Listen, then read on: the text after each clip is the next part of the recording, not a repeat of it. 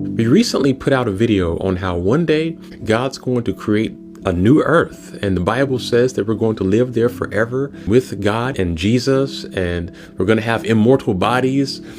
And a few people commented and said, well, great, but why didn't God just start out with the perfect world?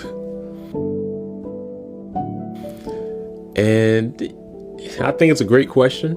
And I think there are many ways you could answer that. Some people would argue that, well, in a way, he kind of did start out with the perfect world with Adam and Eve. You know, there was no sin or anything in Eden at the time. But, you know, one thing I really think we have to remember is this.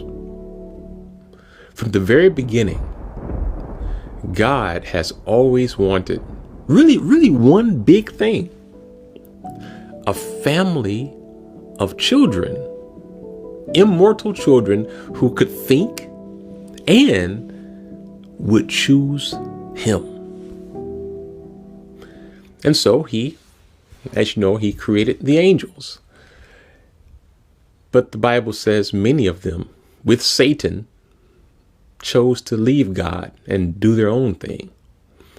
Basically, they didn't appreciate what they had. I mean, look, they had immortal bodies. They had no pain. They had the presence of God right there. They were just created with it. And yet they left that. They didn't appreciate it. So in a way, it's almost like God says, okay, I'm going to create a being who will appreciate my presence, who will appreciate the immortal life. And so he created humans, us.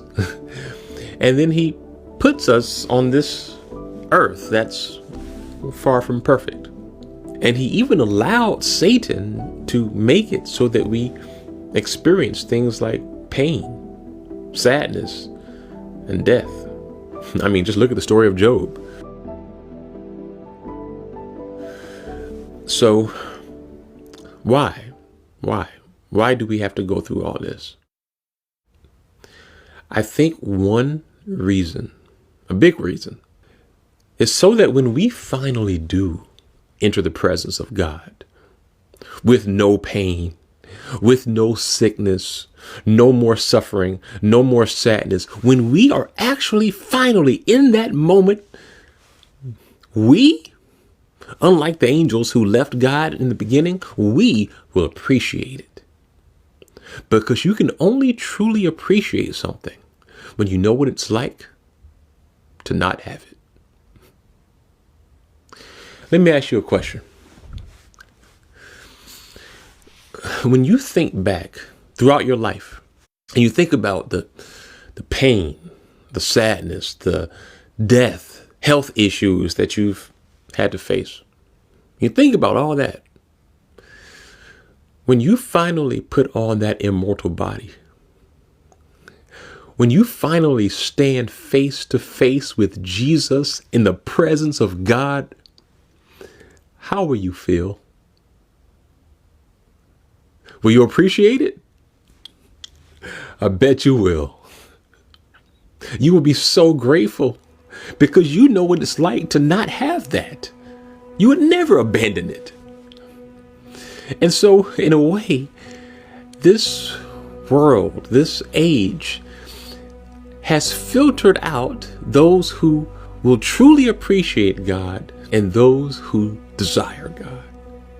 And not just humans, but it also filtered out the angels who truly desired God versus those who didn't.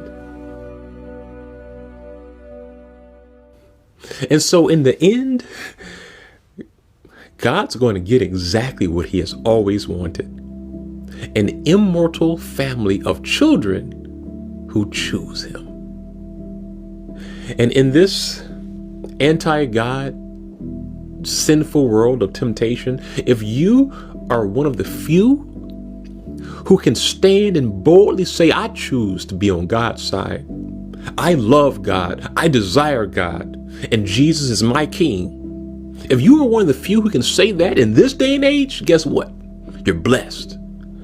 because you will be one of those immortal children. Remember that.